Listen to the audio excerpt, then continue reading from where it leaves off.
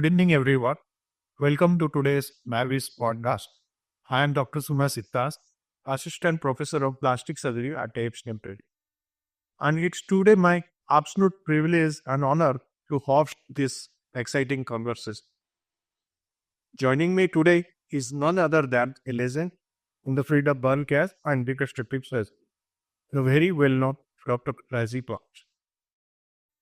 Dr. Ahuja is a senior consultant in plastic surgery at Sir Gangaram Hospital, New Delhi. He has previously served as head of the Department of Plastic Surgery at Globe Mac Hospital and held prestigious roles including President of International Society of Burn Injuries and Editor of Indian Journal of Burns.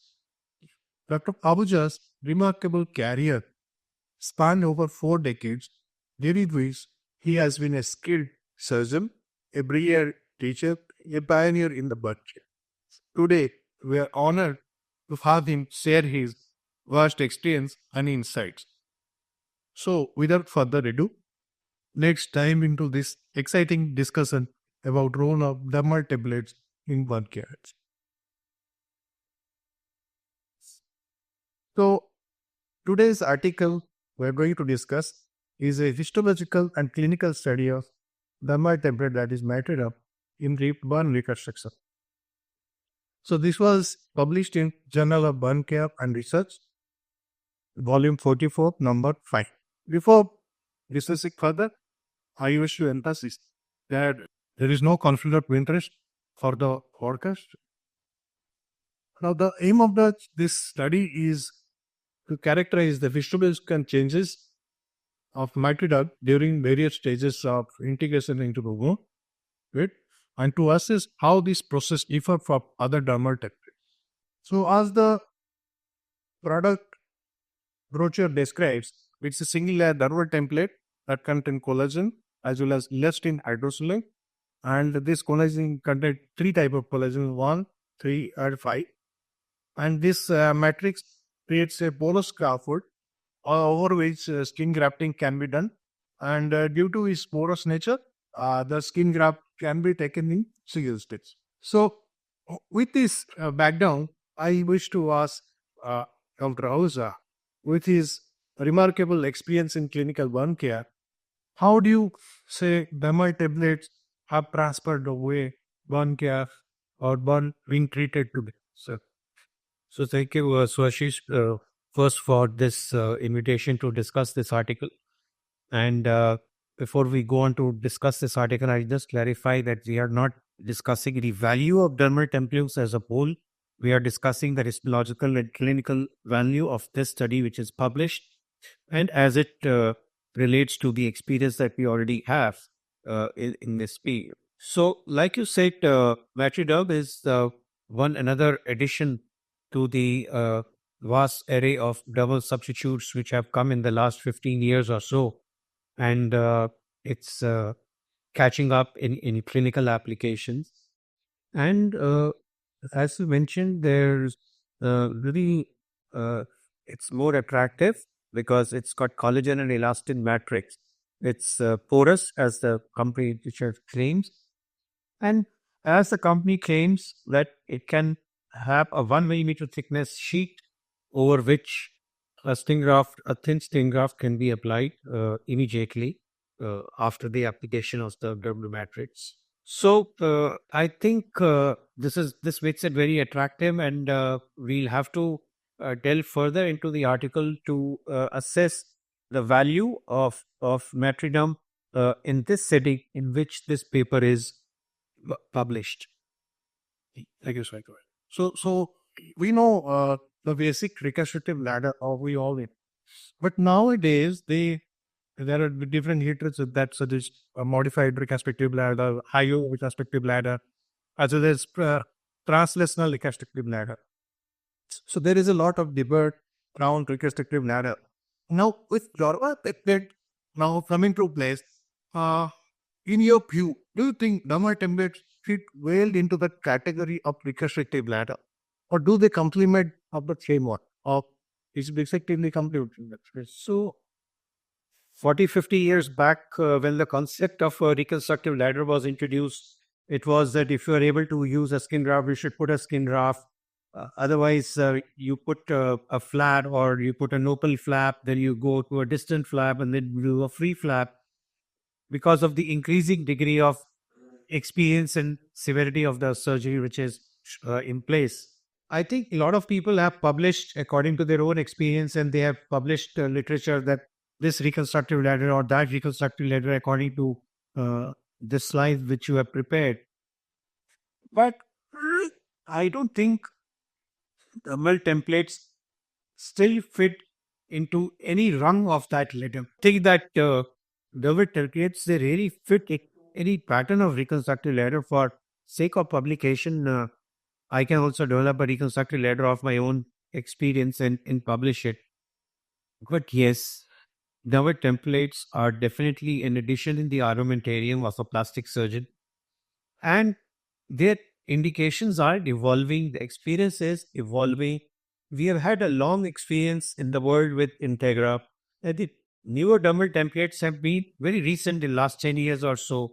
And people are trying to develop indications, or people are trying to say that you can have 1 millimeter and apply graft, or you could apply it over an unvascularized tendon or an unvascularized devoid of periosteum a bone, and then you can get better. Some say you can apply vac, some say you don't need a vac.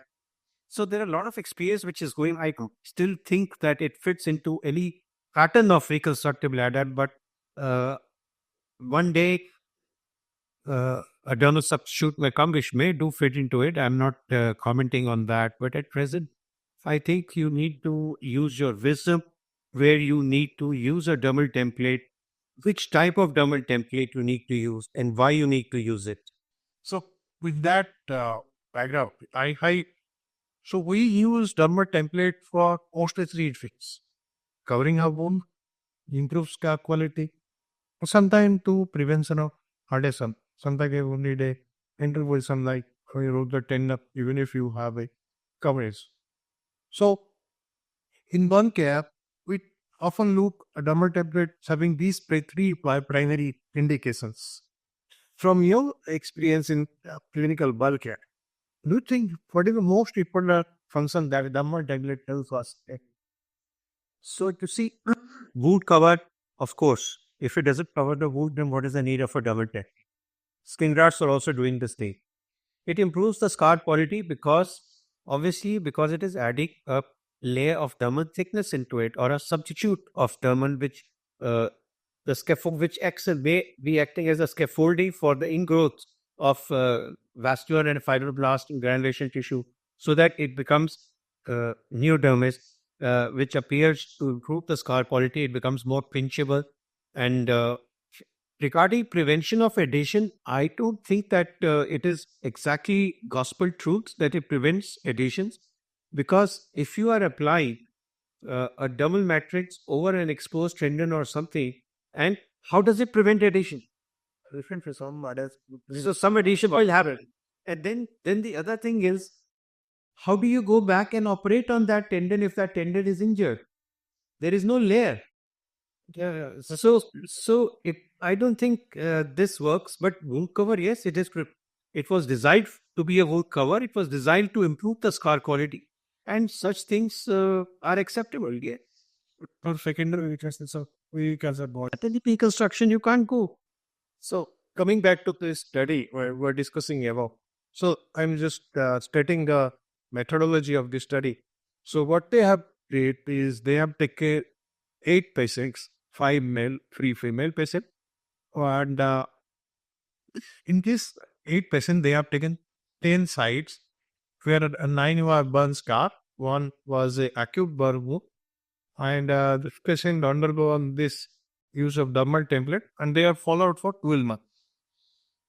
So what they did for surgical protocol, I'll say they did first wound bed preparation by excising the scar, and they put they did have meticulous hemostasis. Then they put fibrin glue. Over that they put Matriderm, and over that they apply the stick graft. That is 0.006 to 0.003 inch thickness. and over that they did dressing, and over the period of first 1 to 4 weeks, then from second month to 12 month, they did clinical assessment with the help of Vancouver scars too, and different other methods such as biopsy and different thing we're going to discuss. So you thought about this methodology or zone of design. So you see, this design of study, as far as wound bed preparation is, there's no question about it. It's all right. You prepare the like this. About the skin graft application, if you read, I have two noted two errors which are grave, which may be typographical or something else. The thickness of the graph autograph which they have mentioned is much thicker than because it is mentioned in inches, it is 0.06 inch, which seems to be thicker than what it is. So this way there is 1 0 missing probably, so it could be a typographical. But more than that, typographical error is that they say that they put an epidermal autograph. I don't understand what is an epidermal autograph. Does that epidermal autograph is devoid of dermis, even a single cell of dermis? Is it a keratinocyte sheet? Or it is a thin split skin graft. If it is a thin split skin graft, it is called thin SSG and not an epidermal autograft. So I think this is a great error which the authors have introduced here.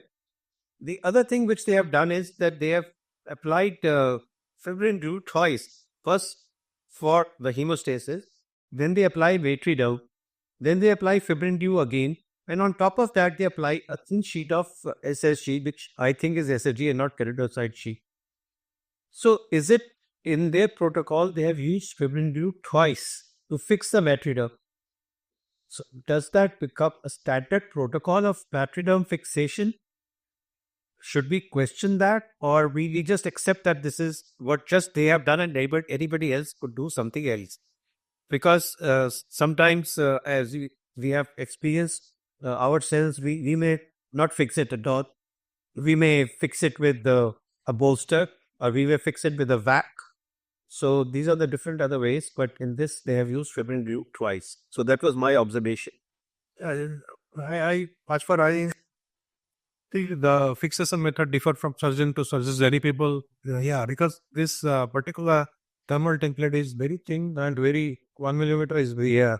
Once it get weight, it is unstable. So yes, I maybe.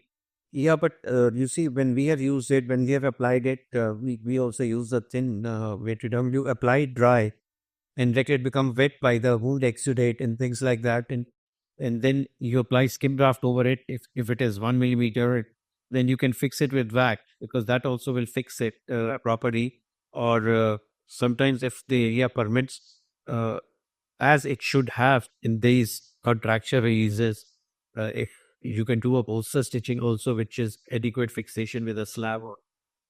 And my comments about the clinical assessment is that they have used the Vancouver scar scale, which has only 4 parameters of pigmentation, pliability, height, and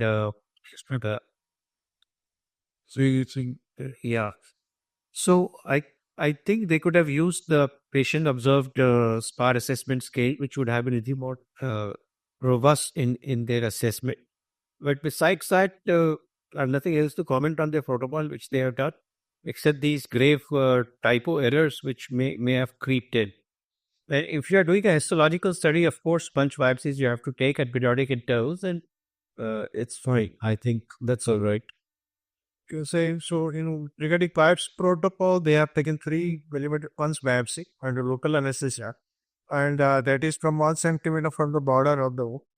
And they have taken those biopsy and did tinning by hematoxylin and eosin, orxil, and as well as immunohistochemistry, that is CD30. And also they have used electron microscopy for collagen fiber. That's all right. I mean, that's so fine. So for the data, I will, regarding histophysical findings, they found that the reconstruction of red changes, they appear as 2 weeks and well developed by 4 weeks. The dermal thickness that increases from first week onwards until 1 year. And regarding the double template resorption, we completely resolve by the end of 1 month with complete replacement by new dowry. So the question, Swashish, here is that the dermal template is replaced completely by 1 year. The double thickness of the skin graft increases. Now, if you put a split skin graft, the dermal thickness of that split skin graft also increases. So, and that there's a complete dermal replacement.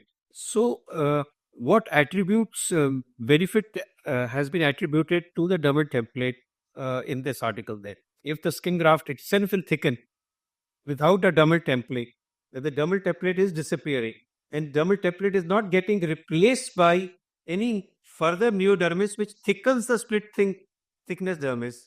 Are we using Matriderm to help in its take over the wound bed, which should itself be vascularized? Because if it is not vascularized, Matriderm will not get imbibition, will not stick. So I think this is still probably needs to be investigated a bit more.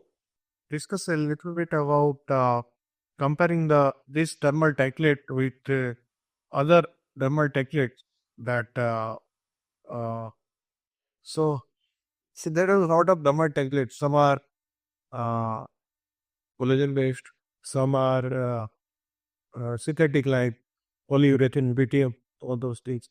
Some are bilayer like Integra.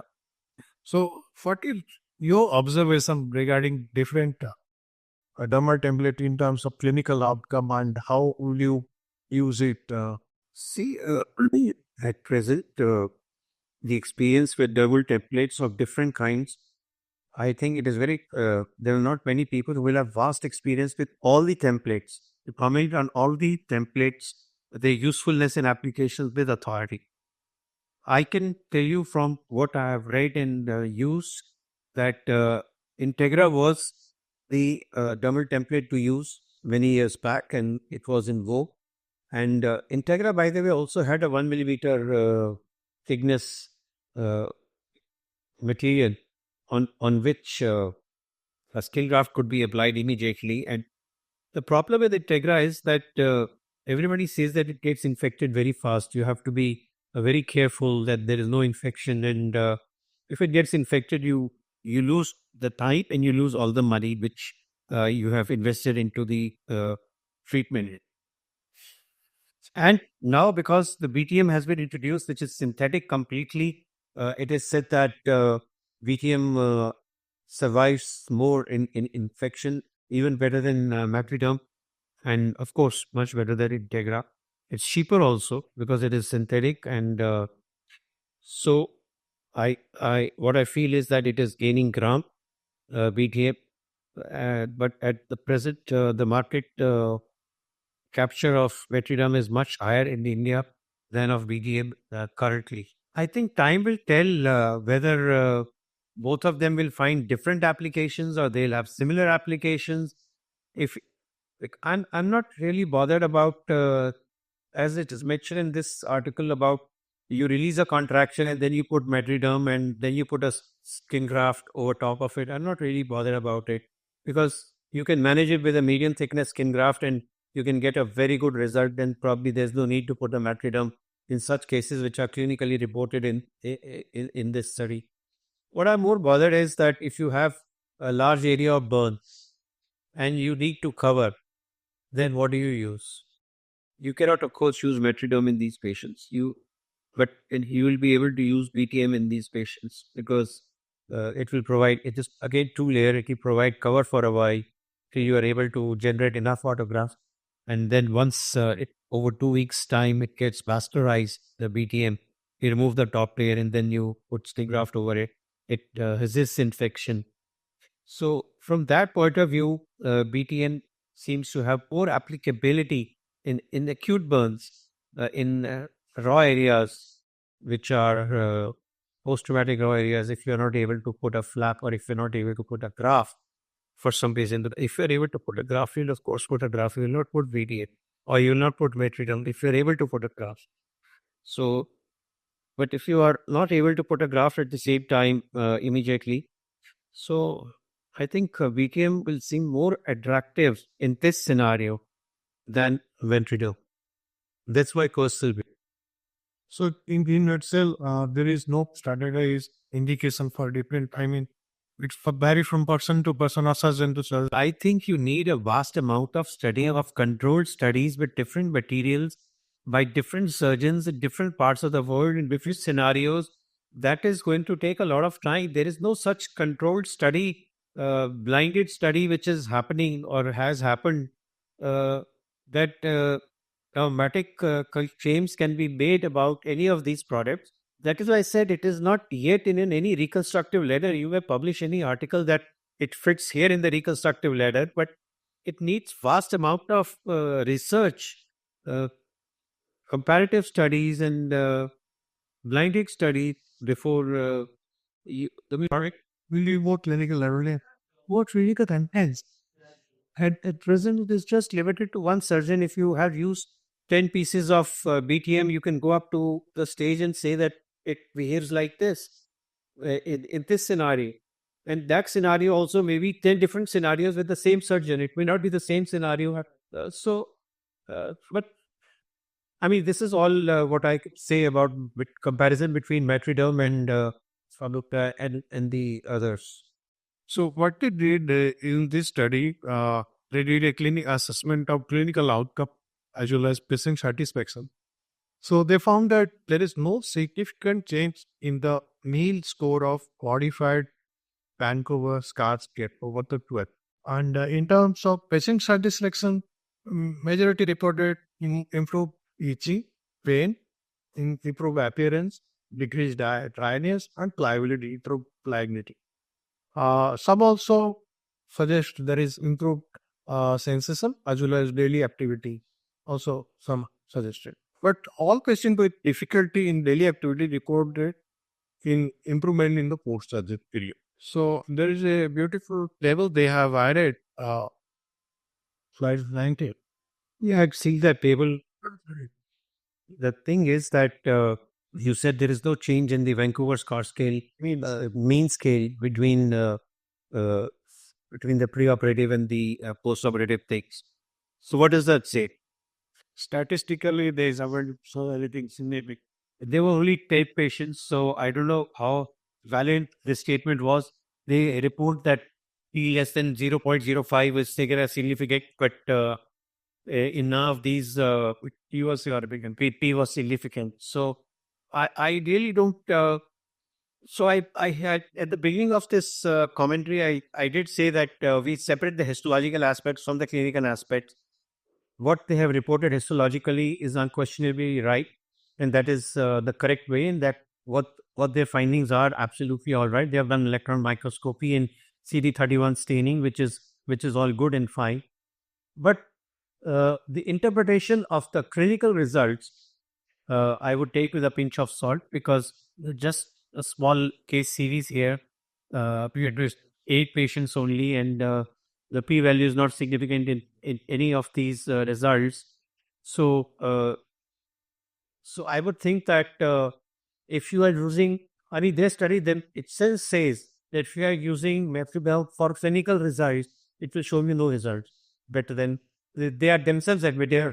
They are themselves admitting it. So it doesn't need my comments on this that whether it is good or bad. I'm not commenting on it. So this study acknowledges some of the limitations, like they have said two-dimensional assessment of complex three-dimensional process provided limited data compared to advanced techniques, and also they lack objective tools like fluidometer for assessing clinical outcomes.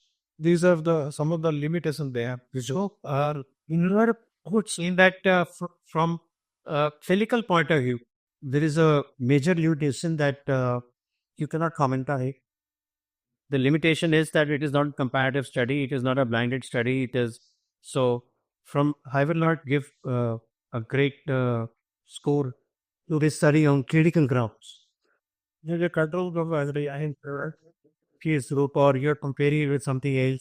But from histological point of view, what they've done is fine, like I mentioned earlier also. And their comment that it is a two-dimensional assessment, what they have done for a three-dimensional scaffold, which is being done, okay, that's fine. Once you develop that three-dimensional model to assess wounds, I think it will be fine.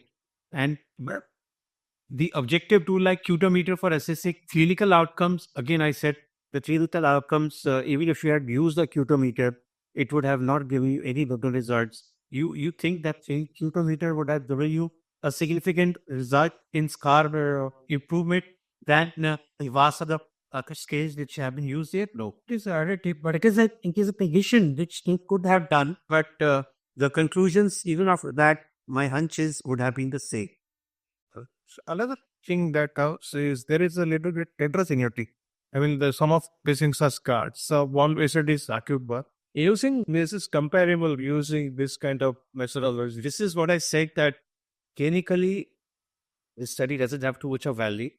But for histological point of view, whether you have burns or you have scars or this, they are studying what is happening under the matriderm, within the matriderm, after its application. So that's all right. Whether it is this patient or that patient, they are only doing the histological study. I don't know why they added clinical aspect to it.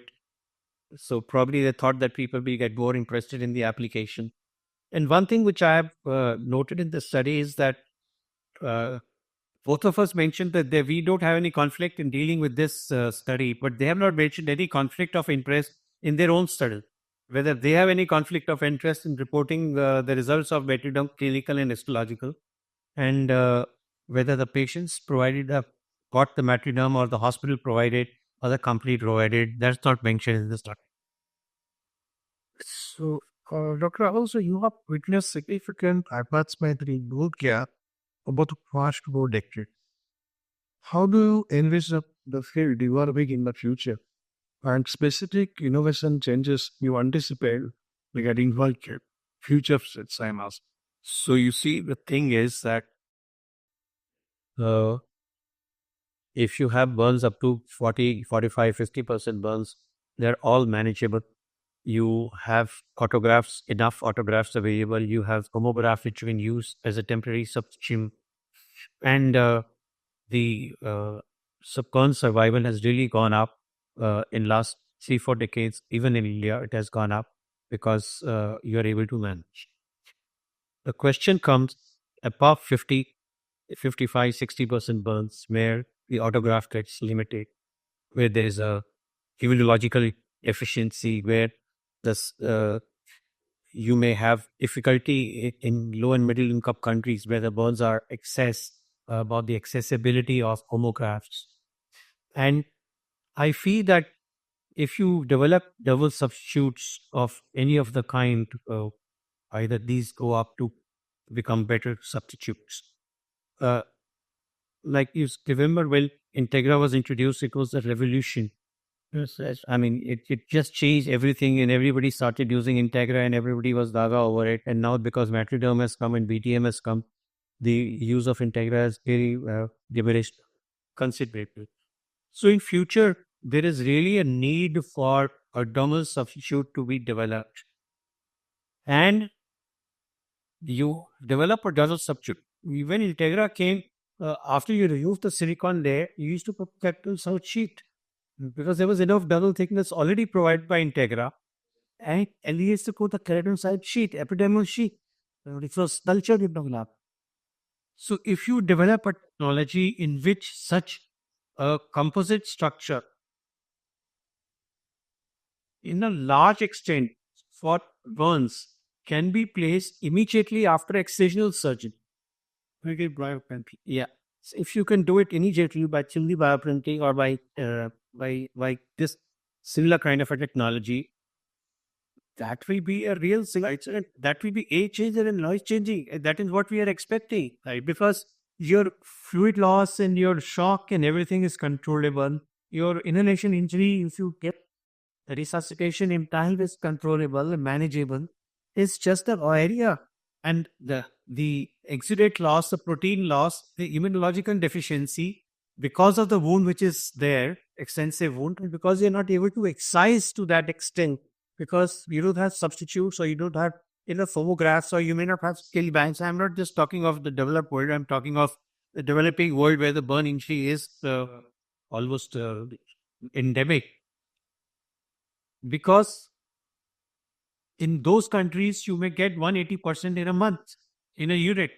Here, you may get 10 or 20, 60, 70, 80% burns in a month.